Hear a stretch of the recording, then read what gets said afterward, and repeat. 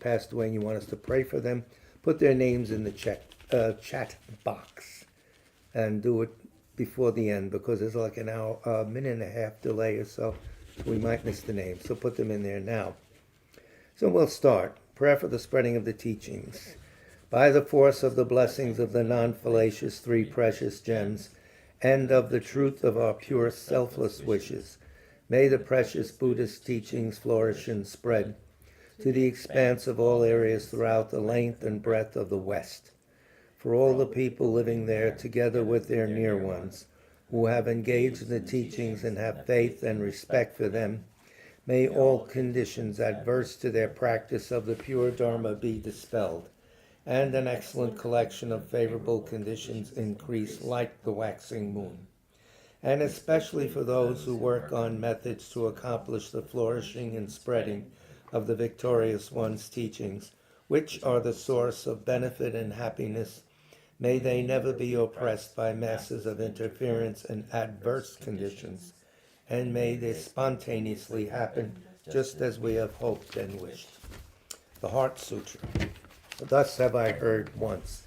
The Blessed One was dwelling in the royal domain of the Vulture Peak Mountain, together with a big gathering of great monks and great bodhisattvas.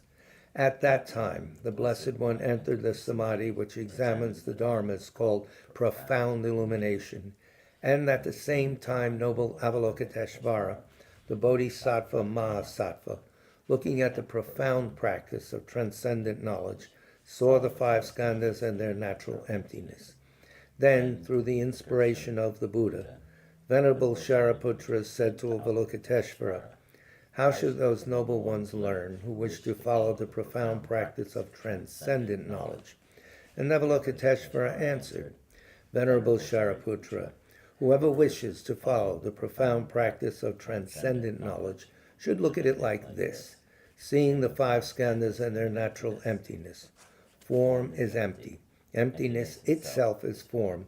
Emptiness is not separate from form. Form is not separate from emptiness. In the same way, feeling, discriminating awareness, compositional factors, and consciousness are empty. Thus all the dharmas are empty and have no characteristics. They are unborn and unceasing. They are not impure or pure. They neither decrease nor increase. Therefore, since there is emptiness, there is no form, no feeling, no discriminating awareness, no compositional factors, no consciousness.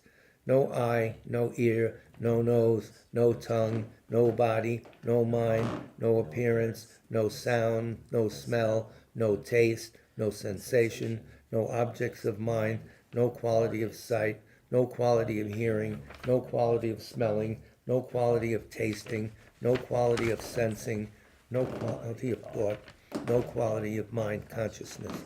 There are no nidanas from ignorance to old age and death, nor their wearing out. There is no suffering, no cause of suffering, no ending of suffering, and no path, no wisdom, no attainment, no non-attainment. Therefore, since there is no attainment, the bodhisattvas abide by means of transcendent knowledge, and since there is no obscurity of mind, they have no fear. They transcend falsity and pass beyond the bounds of sorrow. All the Buddhas who dwell in the past, present, and future, by means of transcendent knowledge, fully and clearly awaken to unsurpassed, true, complete enlightenment. Therefore the mantra of transcendent knowledge, the mantra of deep insight, the unsurpassed mantra, the unequaled mantra, the mantra which calms all suffering should be known as truth, for there is no deception. In transcendent knowledge, the mantra is proclaimed, Tayat Om Gate Gate Parasam Gate Bodhisoha. O Shariputra, this is how a bodhisattva Mahasattva should learn profound transcendent knowledge. Then the Blessed One arose from that samadhi and praised the bodhisattva Mahasattva Avalokiteshvara, saying, Good, good, O son of noble family, profound, transcendent knowledge should be practiced just as you have taught, and the Tathagatas will rejoice. When the Blessed One had said this, Shariputra and Avalokiteshvara, that whole gathering in the world with its gods, humans, asuras, and Gandharvas, their hearts full of joy, praised the words of the Blessed One. So Refuge and Bodhisattva Vow, it's titled Generating Bodhicitta. We say these verses 3 times. With the wish to free all beings, I shall always go for refuge to the Buddha, Dharma, and Sangha until I reach full enlightenment. Inspired by wisdom and compassion, today in the Buddha's presence, I generate the mind intent on full awakening for the benefit of all sentient beings. As long as space endures, as long as sentient beings remain, until then may I too remain to dispel the miseries of the world. With the wish to free all beings, I shall always go for refuge to the Buddha, Dharma, and Sangha until I reach full enlightenment. Inspired by wisdom and compassion, today in the Buddha's presence, I generate the mind intent for full awakening, on full awakening for the benefit of all sentient beings. As long as space endures, as long as sentient beings remain, until then may I too remain to dispel the miseries of the world.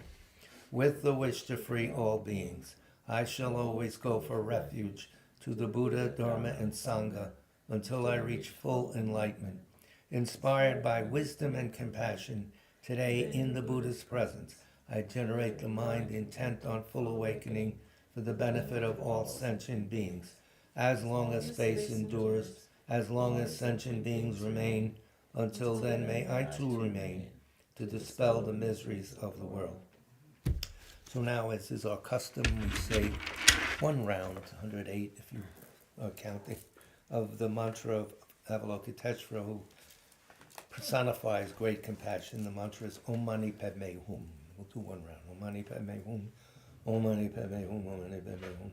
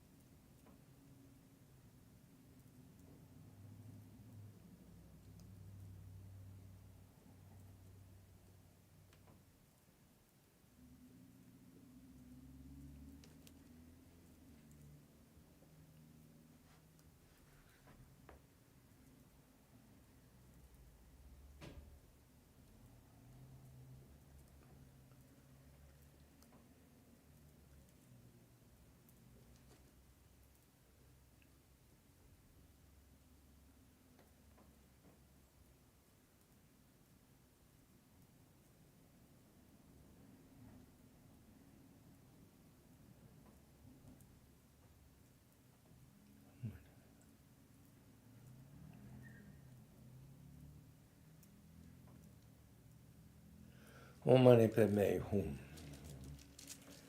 So, this is a discussion group, so feel free to interrupt, or not interrupt, or whatever you want. Very folksy here, so relax. Happy New Year, everyone. We'll start, as we did on Monday night, with some advice from the Kadampas. The Kadampas are the people who, the folks who brought you Lojong, or mind training. Their presentation is not filled with scholarly text or this or that, just very practical advice. Bare bones, but it hits the nail on the head. Lojong, in other words, it's a distillation of what the Dharma is. It was started around the time of Atisha. Atisha, I think, started, and his disciple Drom Tampa, and then Chengawa, Puchongwa, and a few others. Who's the one that, the famous one? Chekawa, Yeshe Dorje is another one. There's 7-point mind training. There's mind training like the rays of the sun. A whole book, a bunch of texts on the topic, but they're not meant to be argued about. They're meant to be digested and acted upon. That's all. Very simple. You could be illiterate and hear this and ascend all the way to enlightenment. It's that precise. So this, we had some Atisha advice, which you're all familiar with. For instance, I'll give you a fast one. Until you subdue yourself, you cannot subdue others. Therefore, first subdue yourself. In other words, you develop spiritually first. Don't start preaching out to everyone. As you are unable to ripen others without clairvoyance, make a great effort to achieve clairvoyance. At least that, so you can tell the mindset of the person you're talking to. Clairvoyance is not, it's a big deal in the West, but it's gotten to by shamatha, by one point in meditation. That's all. Nothing morally great about it or morally bad. It's neutral. And it's not emptiness. You don't get out of samsara with all this. You get miraculous powers. You're still in samsara because you're still perceiving things as inherently existent. But it's a gateway. You need a mind that can penetrate meaning. And a clear shamatha mind can do that. Like something sharp steel goes through a concrete wall. It's the same thing. Because the mind is stubborn. And the habits of seeing inherent existence are embedded. So you need a concentrated mind. You may read the text on emptiness and say, yes, that makes sense. Yes, that makes... Still, you're still looking and seeing physically inherent existence. You need this one-pointed mind. So that comes first. The fifth, perfection, concentration, and then wisdom. So that's that. So now, advice from other masters. On one occasion, Geshe Dram was asked, which is more important, to help living beings by means of the teaching or to practice in an isolated place? Any suggestions? What's better? Be around others. Be around others. Yes and no. First of all, it's who you're with, but we'll leave that one aside. The teacher answers, beginners who have no internal realizations cannot help living beings with the teachings. Their blessing is like pouring from an empty jar. Nothing will come out. Their advice is like unfermented beer. It has no essence. I see they were doing some drinking in those days. Yeah, never mind. Those of admirable deeds who have not yet obtained the firmness of wisdom do not have the ability to act for the benefit of living beings on a high level. I'm not teaching them, but of course you can help them, you can feed them, but this is strict. This is, boot camp here. Their blessing, we did that already. Their advice is like a butter lamp held in the hand. It may illuminate others, but the holder remains in the shadows. Very strange. I don't get butter lamp references too well, but however, when they have entered the stages of the noble ones, noble one is a key word, what that means, who has seen emptiness directly. Doesn't mean who's the king's son. Whatever they do brings benefit to living beings. Their blessing is like a magic vessel. Though it fills countless vessels, it does not empty itself. Their advice is like a butter lamp held by the base. Potential spam just checked in. I'm glad. I feel better now. So their advice is like a butter lamp held by the base. It illuminates others and the one who holds it as well. Therefore, this Kali Yuga is a term for this degenerate age, supposedly. Well, obviously it is. You read the news. Watch the news. This is certainly a degenerate age. And with the missiles and everything flying around. It's a time of the descent of the Buddhist teachings. Dharma ending age, it's called in the Chinese translation. It takes a long time to end, but it is said upholding the teachings this time is much, much, much more meritorious than being around when Buddha was around. So, this Kali is not the time for individuals to be of help to living beings unless they have cultivated love, compassion, and the aspiration for enlightenment in isolation. Bodhicitta, in other words. First, prepare yourself. The greenhouse plant has to get strong before it can go outside. I used to hear that a lot. It is the time to guard against fettering passions. It is not the time to cut down the seedling of the magical medicine tree, but the time to cultivate it. What's the difference between Dharma and non-Dharma? The teacher Dram was asked by Poto Wa. If something is in opposition to fettering passions, it is Dharma. If it is not, it is not Dharma. Okay. If it does not accord with worldly people, it is Dharma. If it does accord, it is not Dharma. If it accords with the teachings of the Buddha, it is a Dharma, it's Dharma. If it does not accord, it's not Dharma. If good follows, it's Dharma. If bad follows, it's not Dharma. Well, that's pretty blunt. So you see how they operate. Point. Probably very helpful to people who couldn't read or write. In those days, that was the majority. So one day, I'll tell you another little story. And then, by the way, we'll meet. This is your favorite book, one of your favorites, right? Being Nobody Going Nowhere. Oh, it's good, yeah. Yeah, so we'll excerpt from that. We'll meet by here. But here's another story. One day, an old gentleman was walking around the monastery. Geshe Dram said to him, "Sir, I am happy to see you walking around, but wouldn't you rather be practicing the Dharma?" It was circumambulating. Thinking this over, the old gentleman felt it might be better to recite the Holy Sutras. While he was reading in the temple courtyard, Geshe Dram said, "I'm happy to see you reciting sutras, but wouldn't you rather be practicing the Dharma?" If I was, I'd be already getting mad. What do you want me? But at this, the old gentleman thought that perhaps he should meditate. He sat cross-legged on a cushion, with his eyes half closed. Dram said again, "I am so happy to see you meditating, but wouldn't it be better to practice the Dharma?"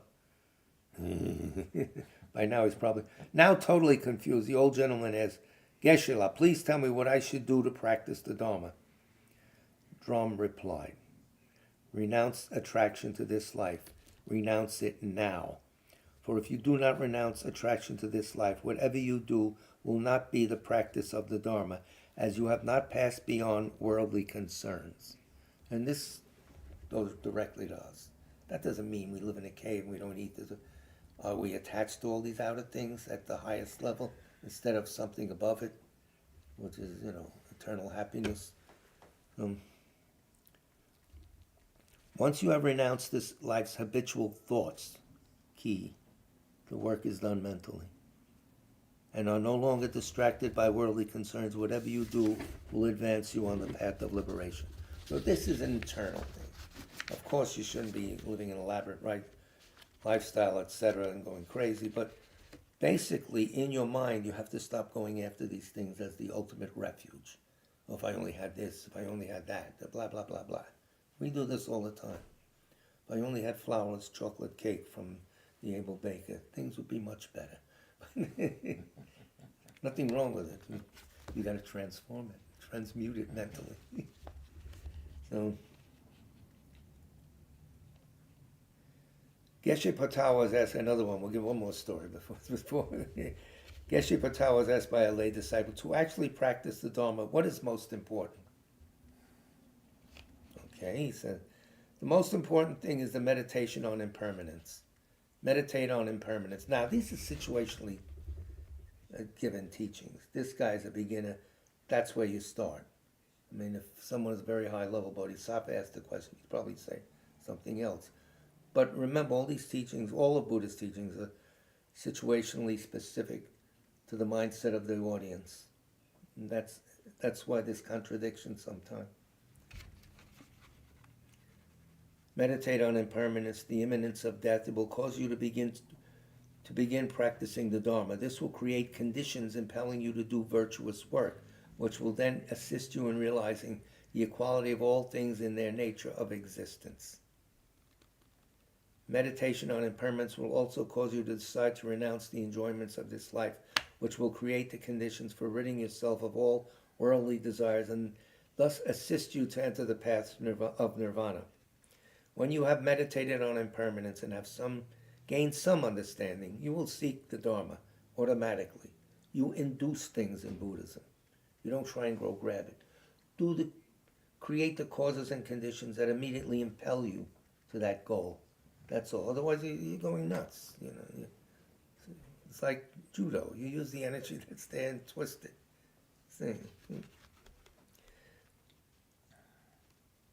This will seek the Dharma, will create conditions for the achievement of the Dharma and thus assist in its final accomplishment. Meditating on impermanence and finding some understanding will also cause you to begin to arm yourself, which will create the conditions for beginning religious practice. This will assist you in initiating a stage of non-returning. And non-return is one who doesn't have to come back. So this is like from the old school of the lesser path for a while, which is only a temporary lesser path. There's only one vehicle, finally, Buddhahood. So you can reach these nice places and you'll be roused out of it by the Buddha saying, "You're not done yet, let's go, come on." One vehicle. All right, so with this. Now, this is a continuation of Monday night, being nobody and going nowhere. And I obsessively check the time all the time. Let's see. We're working on the, here it is, my page 4.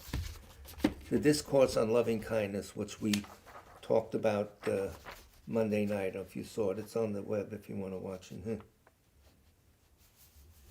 You heard the story of Pride Stiff?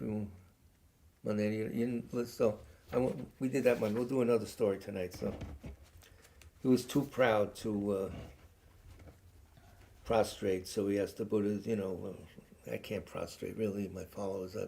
Is it all right if I just tip my hat? And the Buddha said, yeah, it's fine. So that's nice. So the stiff pride is the way we express it. The stiffness shows an inability to accept new ideas and outlooks. Pride is a viewpoint, and anything new would endanger its foundation on which the pride rests. Very good psychology in the little teachings. It is very difficult for a proud person to learn something new. It is common for such a person to say, I know, without knowing. Yeah, I know how to make whatever. When you bake it, they better know. A person should be easy to speak to. Doesn't have the passions, etc., and doesn't react. Okay. Easy to speak to doesn't mean idle chatter, talking for talking's sake. It means being someone worthwhile to talk to, having developed compassion in one's heart. Without compassion, one doesn't become easy to speak to because one is continually thinking about oneself rather than about the other person. These are qualities in this little sutra that she's reciting. And the sutra goes on, he should be this, and then she takes each word and opens it up. It's very nice. What is it called? Discourse on Loving Kindness. And what is it from? It's from the Sutta Nipata, Nipata, Sutta or Sutra Nipata. So this is the Pali Canon. The firing of the Pali Canon. Boom.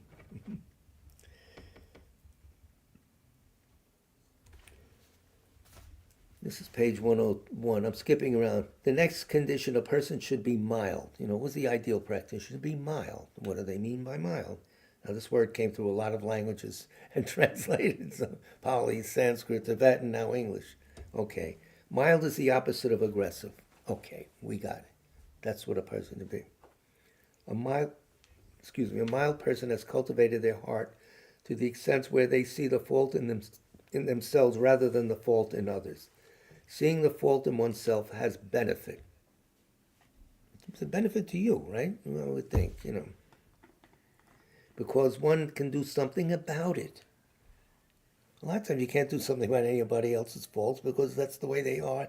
And unless you're very powerful, Milarepa type yogi, instant changing of them is very difficult. Seeing the fault in others is useless. Usually one just starts disliking the other. Oh, what a pain in the neck. Disliking, becoming unfriendly, arguing, or trying to convince are all useless. A person who is mild is an introspective person who checks themselves with mindfulness. Introspective with mind. That's the key to a lot of things, including happiness. What's running in my mind, and is it an accurate thought or not? If you don't check these thoughts and do this and this, and then you'll think, well, hold on. This is not reacting to reality. This isn't real. This is something I constructed about this person, and now I'm getting upset because they're doing this and it. Wait a minute, hold on. That's what we have to do. See how accurate our perceptions are. Because a lot of times they become part of our portfolio, our mental portfolio, and we keep categorizing things. It's all wrong. Actually, it's all wrong because we categorize them as inherently existent. But we didn't get there yet. So, a person who's content is a person at ease. Okay.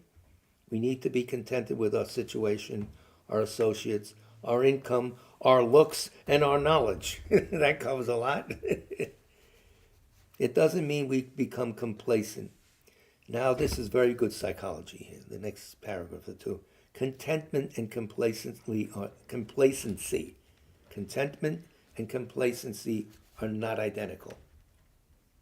If we get sloppy, we may conflate them. They're the same. They're not. How? Okay. Complacency says, I'm all right, I'm fine. I've done all I could. When you reach a difficult, something is contentment say, the way things are provide for the conditions for my growth. Remember Milarepa saying that I'm Milarepa and my practice is handling these difficult conditions that I'm in. That's my whole dharma. And that addressed to the pigeon goddesses. Remember the pigeon goddesses who flew in? Yeah, well, someone will bring that back one day. Contentment is essential for peace. Discontent creates all the turmoil in the heart and in the world. Discontent makes us do the most absurd things in order to change what we believe to be the cause. Big, very important. We argue, try to change the people we live with or the country we live in, the food or the ideology or maybe even the religion. Why all that? Because we are not content. Now, should you not act when you see? No. You have to get very precise about the meaning here. This is an internal process that's going on. You're not satisfied, you're in a wanting mode. And that blocks your intelligence. We argue, try to change the meaning. Because we are not content, such actions will never bring contentment. The only way contentment will come about is when we change ourselves. That cannot be done with discontent. It can only be done through patient and persevering effort and a bit of insight thrown in. A little spice of insight is thrown in. Without insight, nothing really much happens. That's a big point of all our problems, The content mind can hold itself on the topic much more easily. Discontent is always nagging you. Why don't we have this? Why don't we have that? A stupid thing like you bang your elbow or something. All of a sudden, this house sucks. You go crazy. I mean, really. Hello? The house is just a thing. It's you. So what's on your mind when that happens? Well, you're carrying a package, everything falls out. Then comes the mental tirade. You might even start a fire with your cursing. That we have to watch. The next good quality we should have, ladies and gentlemen, easily satisfied. There goes Madison Avenue out the window. People who are easily satisfied are immune to advertising. To be easily satisfied means that we don't have many personal requirements, not because we suppress them. Big point here. But because we have seen that they don't make us happy. A very mature outlook. What's the real value of this thing that I'm going to? Do I really need a Lamborghini to drive the kid to school? No. A Porsche will do. No, never mind. We don't hanker after new and different clothes, furnishing, food, or other material objects. That creates contentment because we are satisfied with whatever we have. And much more mental room is now created. We understand that no matter what we buy or get, what's going to happen to it? It's going to get old and torn and will have to be thrown away in the end. View the curb on garbage day. There they are. The toys that hit Christmas, probably by March, they're on the curb. And has nothing to do with contentment in the mind. These things don't give you contentment. Contentment exists only in the where else could it exist? In the thing? Well, we spend a lot of money on ideas at this thing. Now's the time for Nicky to chime in about cameras. I thought I'd try the best camera. Too bad he's not here. There are basic requirements to live without great hardship. We need this or that, But we don't need such proliferation of different shapes, colors, and sizes in order to live contentedly. So forget about your California closet with all this and that you show your friends. And they're all impressed because they haven't read this. So That doesn't mean we don't look nice. We just don't get attached. Chung was told Islam has some of the very nice homes. In Bible Cooper was telling me they have villas. Nikki was saying, he chimed in, but they're not attached. You can have everything as long as you're not attached to it. You're attached. That's the problem. The mind is now bound. Desire is painful because it points out a lack. This you can meditate on for a few minutes. If we are easily satisfied, we let go of desire because we know that what we want to let go of is pain or dukkha. Dukkha is like a sense of unsatisfactoriness. Sometimes free-form anxiety, Trungpa Rinpoche used to call that. Yes, free-floating anxiety rather. Not free. Something is wrong. Something is wrong. That's good in a way. Acknowledging that starts you off on the path of healing. It's like you have a terrific pain and you don't do anything about it. Fine, I can't stand it anymore. You go to the doctor because you're reacting to the fact that you're really suffering. That's the way they explain the Four Noble Truths, truth of suffering. And then you go to the doctor and you go, Doc, you got, what's going on? I'm going crazy. Be quiet. Let me look. Oh yeah, you have a sinus infection, the cause of suffering. So really, you say, can I get rid of it? The goal. And the doctor says, yeah, you have to take antibiotics and drink fluids and stay home from work. The path. There it is. So, necessity of suffering brings you to the point where you want to do something about it. Finally cuts through all the ego crap that creates everything. It's all right. Everything's all right. Yeah, now, if I just get 5 hours sleep more, I'll be all right. Yeah. Change your life. So that's what they're saying here, without carrying on too much. If we get what we want, we get momentary gratification. If we don't get it, then we get frustrated and the desire is resurrected later. A never-ending vicious circle, not conducive to peacefulness.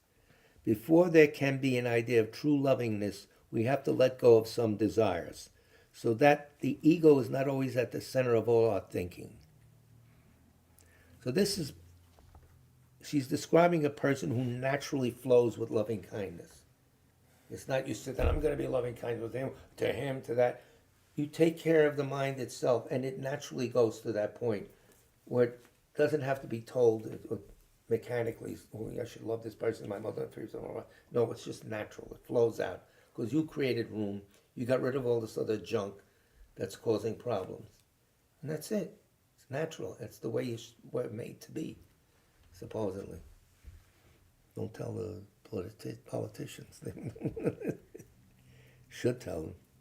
So the ego at the center of all our thinking causes this trouble. And when you start pulling apart the ego, it's not even there. It's a construction that we set up. And not caught up in too much bustle is another quote. If we have no time to introspect, to inquire into ourselves, we are hardly likely to make any changes. So I pity the poor people who have no time. The mother's working 2 jobs or whatever to keep the family going and stuff. We're lucky. It's leisure and endowment we have. At least some time each day, half hour, 20 minutes, something to look in. If we are on committees and visit neighbors and relatives, we create hustle and bustle around ourselves without having some time every day in which to meditate and contemplate. We cannot attain peacefulness. We need time to create a peaceful situation around and inside ourselves. This woman was originally born in Germany, became American citizen, but she started a lot of schools and monasteries in her life, in Asia and in here. She was very, very productive. She died in the 90s, but the book, by the way, is out of print. And Wisdom said, check back later. I think there's been some demands for it now. But I can't find it on the usual outlets. Even the Namse bookstore in Woodstock doesn't have it.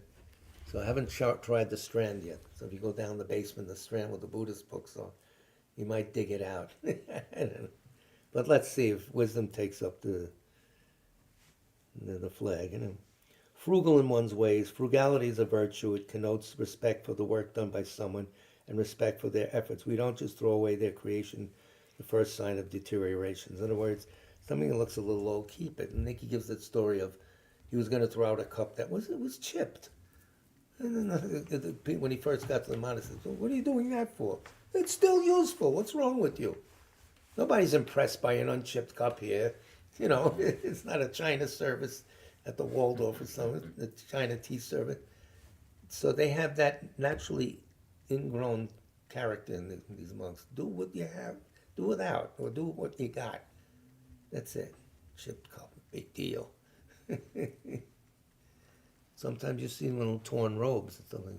Buddha deliberately made his clothes from scraps. That's why you sometimes see patchwork, see robes that have sort of a patchwork thing to bring about that original, bring about the idea of the original robes of the Buddha, where he took cast-offs and wore them. So,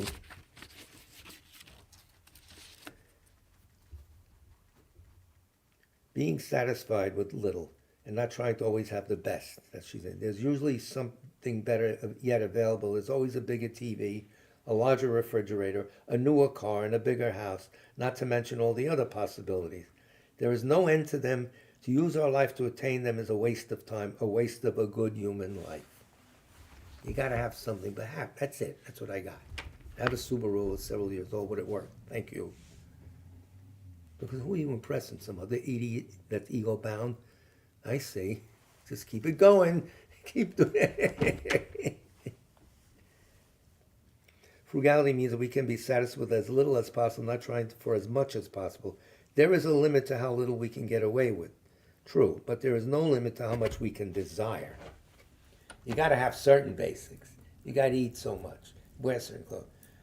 There's a limit. You can't go that low, but no limit to what you might want, and then you're in trouble. That's a runaway train. It's really. We've been on it. We don't catch ourselves. Our desires have led us as far as the moon. What else is there to say? Who needs the moon? I don't know. Maybe Elon Musk needs it. Maybe Bezos wants to sell up there. I don't know. We can inquire into this and try to make our lifestyle frugal because that again brings peacefulness. That's the point. We'll do a little bit more. Senses calm. That's obvious. We know that. The calming of our senses is what's going to lead into a good story, though, a very big point. The calming of our senses is one of the most important injunctions of the Buddha. Our senses are constantly leading us astray. I see this, I hear that, I smell this, I taste that, okay? We see something we like and we want it, even if it's only a flower. Seeing something beautiful leads people astray into the absurd activity of plucking and thereby killing flowers, which can then no longer give anyone pleasure. That's just an example.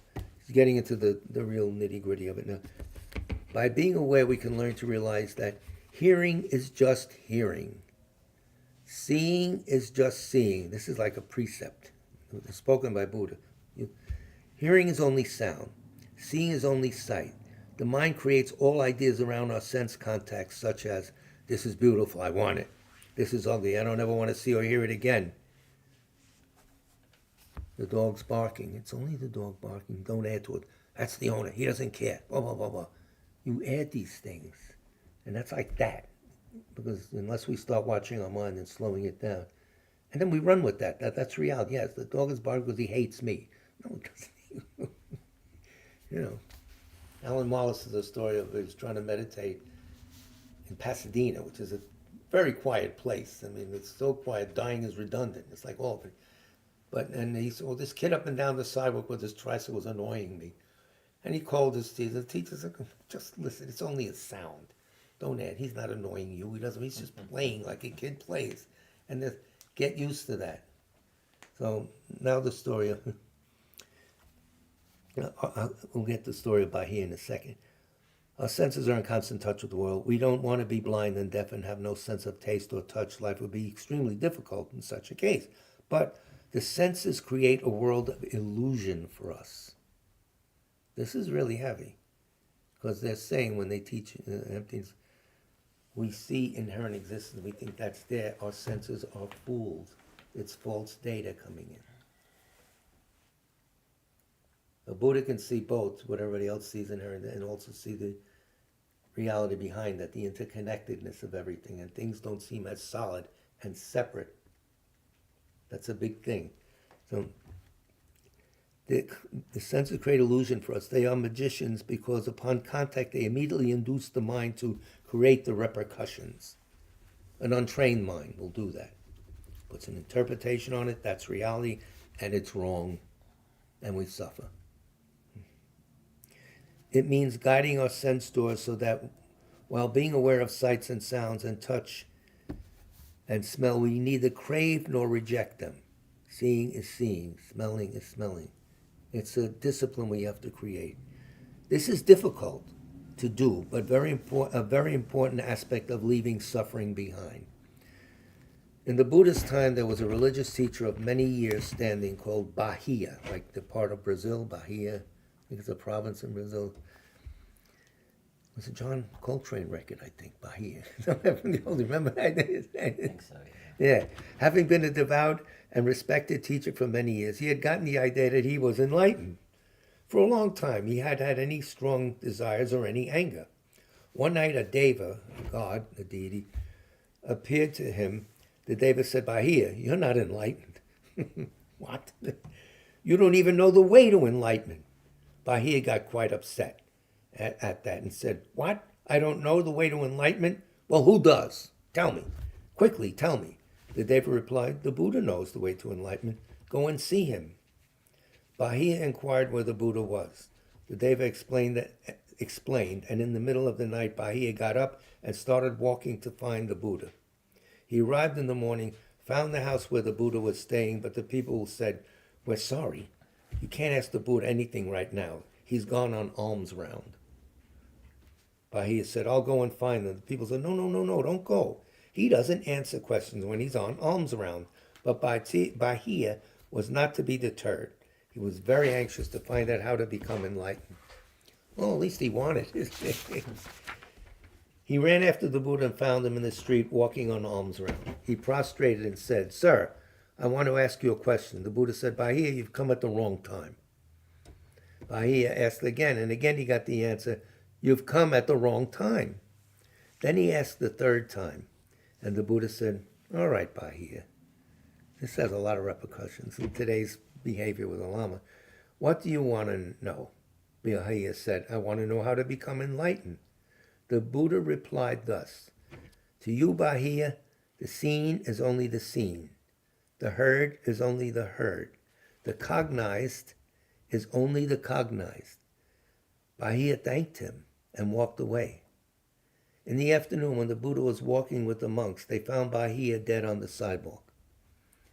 He had been killed by a runaway calf. Well, this is India.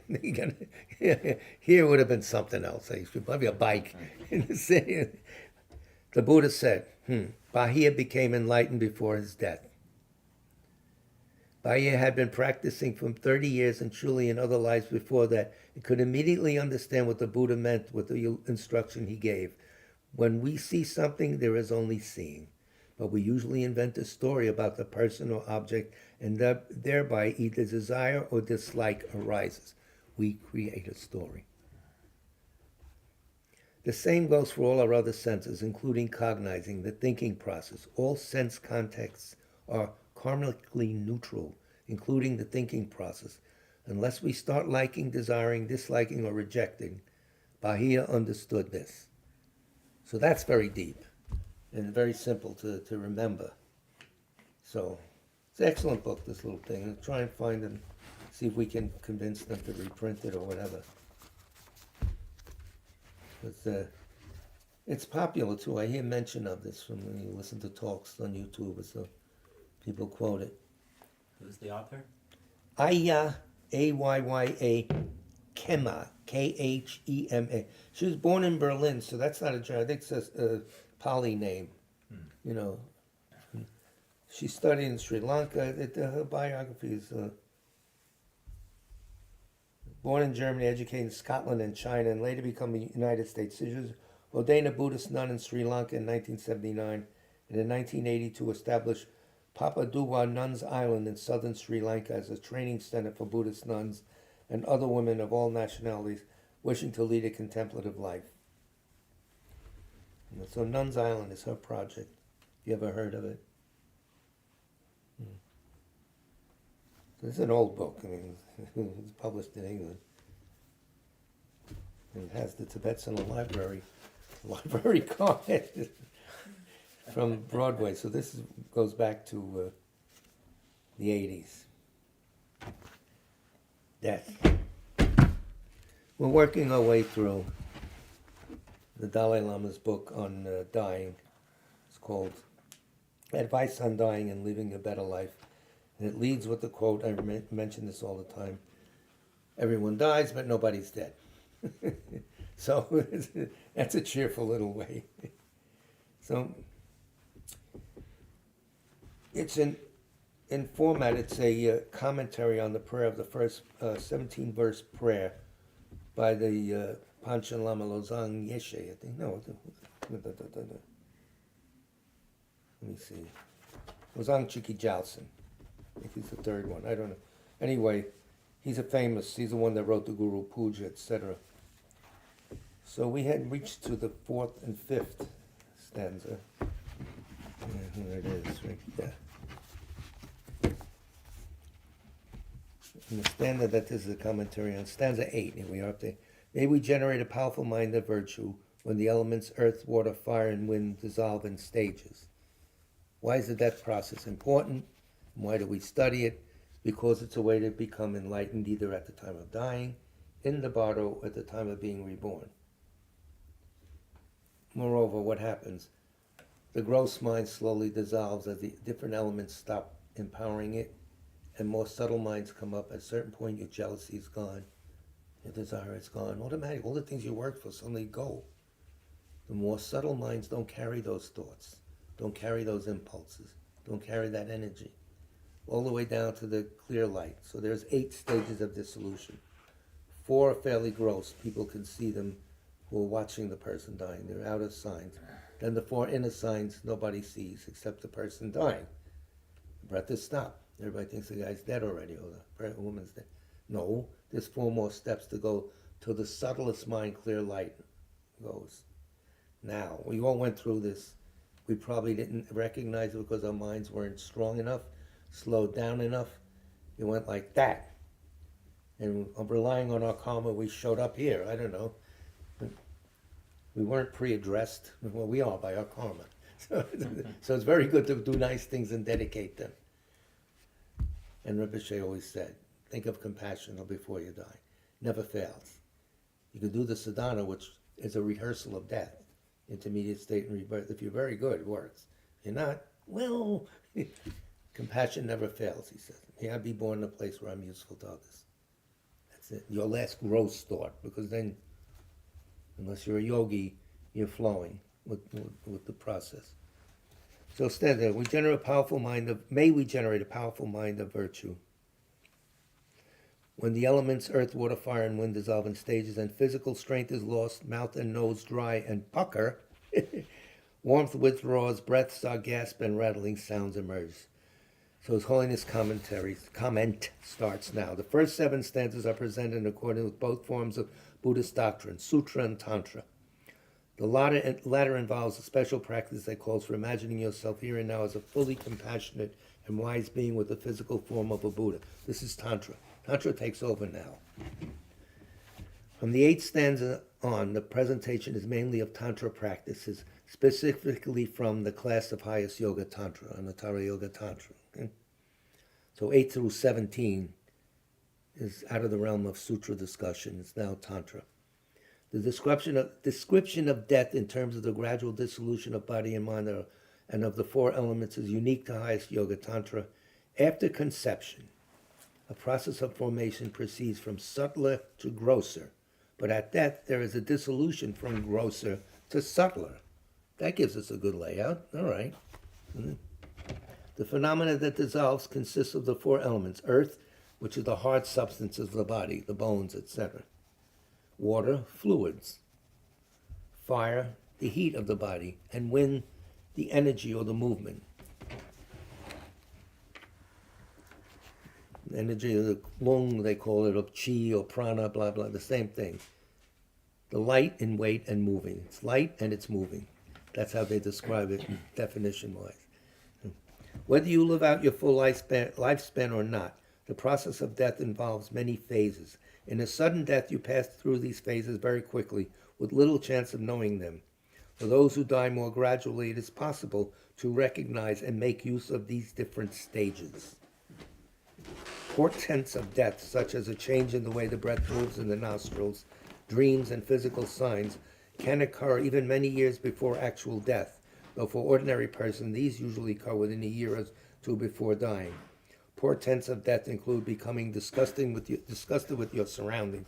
Oh, wait a minute. I've been disgusted with my surroundings for years. I'm still here. Your home, friends, and so forth, resulting in a wish to go elsewhere. I got to get out of here. You know. Or you may develop lust for those exceeding what you had before. Lust for these, you want this more. You want to cling. You may switch from being harsh to being cooperative, or the other way around. Someone said this is like the next life starting to take over. You're now a different person. You're nasty, or you're going somewhere where nastiness occurs. You're very friendly and all of a sudden accepting. Maybe, I don't know. This is something that only yogis can handle, or with good teachers that have realization. Somebody like me who reads from the book, forget it. Your enthusiasm may markedly increase or wane. There may be a change in your physical lust or the style of your behavior. The nature of your conversation may become very rough, swearing and so forth, or you might talk repeatedly about death. Now, when the actual process of dying begins, you pass through 8 phases. The first 4 involve the collapse of the 4 elements, physical. The last 4 involve the collapse of consciousness into the innermost level of mind, called the mind of clear light. So there are subtleties of consciousness, the most subtle being the mind of clear light. Remember, the presentation of the phases of death is a mapping of deeper states of mind that occur throughout daily life and usually go unnoticed. Hint, hint. Very helpful. These 8 phases proceed in forward order when dying, when going to sleep, ending a dream, sneezing, fainting, and during orgasm, and in reverse order after the process of death completely ends. It gets from the subtle to the gross. But these happen so real fast. We don't have that kind of a mind that picks this up.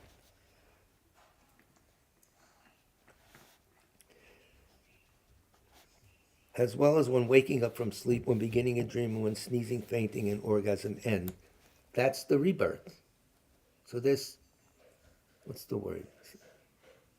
Remnants of this, not remnants, signs of this. So, you know, I can't find the word right now. Thank you, Alson. I appreciate it.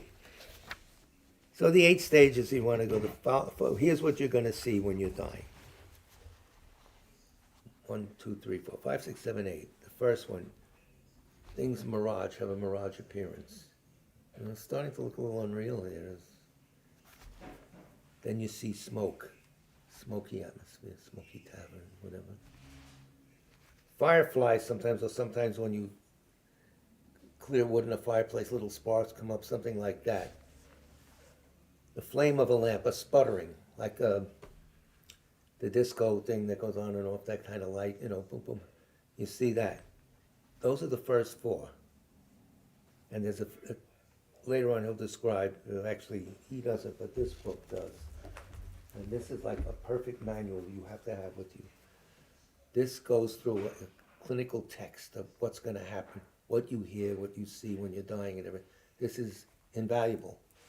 Lati Rinpoche and Jeffrey Hopkins. And it checks out with like the Kagyu presentation, the Nyingma presentation, the same. The words to describe these states, sometimes firefly, something else. But they're close. It's just a translation that's different. Now, vivid white, mind sky, the 5th thing, none. Outer signs, the first 4 other people could see, the body does certain things. Now, only the person dying sees them. A vivid white, everything is backlit in white, they say. I don't know, I don't remember this. Vivid red. Why is vivid white and vivid red? Because we have the indestructible drop that started our life physically.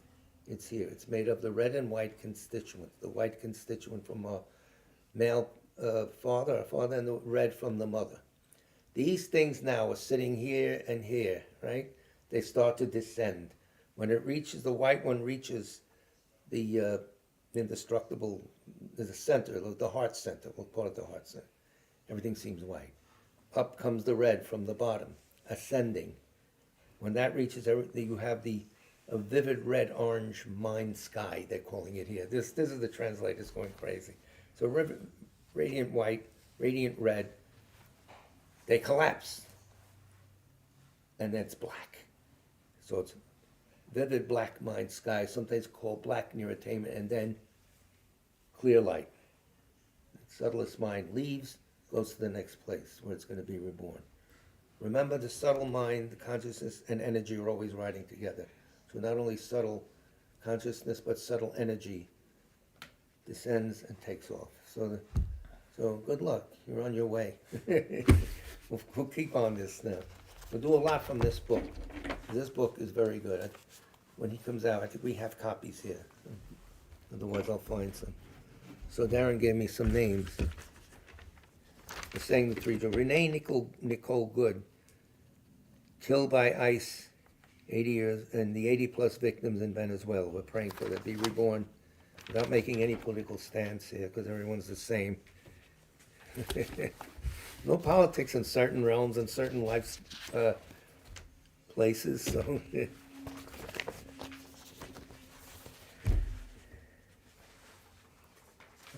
Sutra, the Recollection of Three Jewels. It's on the text, on the web, rather. I prostrate to the Omniscient One.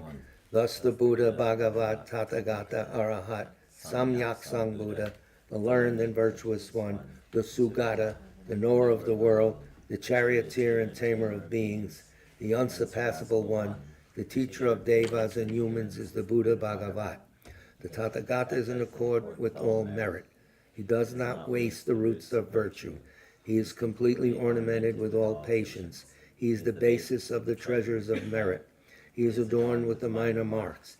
He blossoms with the flowers of the major marks. His activity is timely and appropriate. Seeing him, he is without disharmony. He brings true joy to those who long with faith. His knowledge cannot be overpowered. His strengths cannot be challenged. He is the teacher of all sentient beings. He is the father of bodhisattvas. He is the king of noble ones. He is the guide of those who journey to the city of nirvana. He possesses immeasurable wisdom. He possesses inconceivable confidence.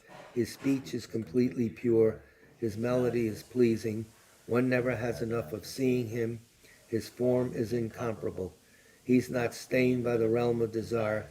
He's not stained by the realm of form. He's not affected by the formless realm.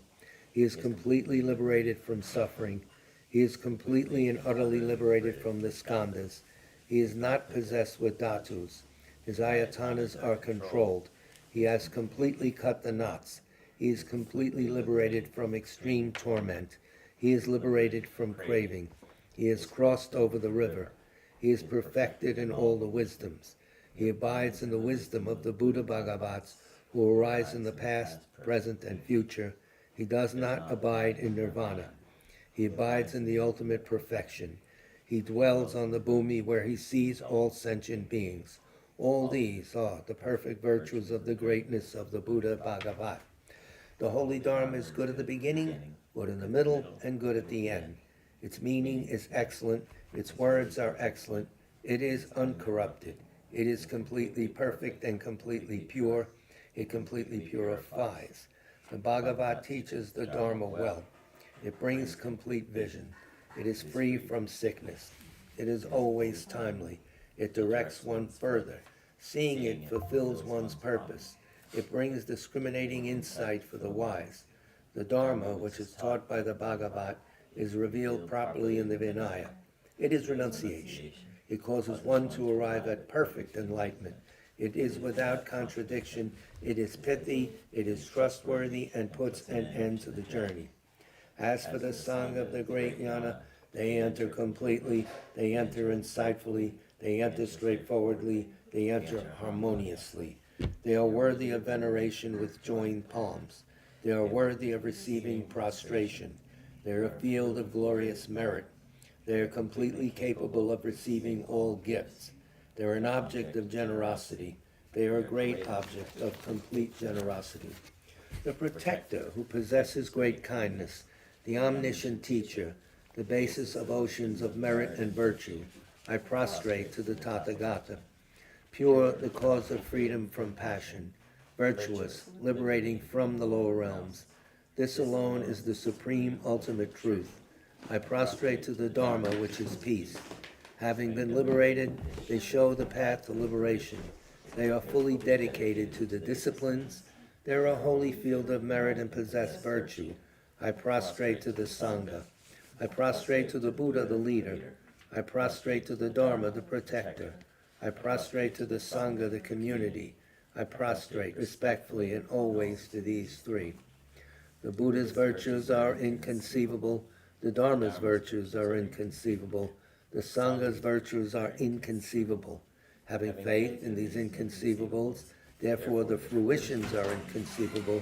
May they be born in a completely pure realm. 8 verses for training the mind. These are the Kadampas. Geshe Langtri Tangpa is the Kadampas. This is Lojong mind training.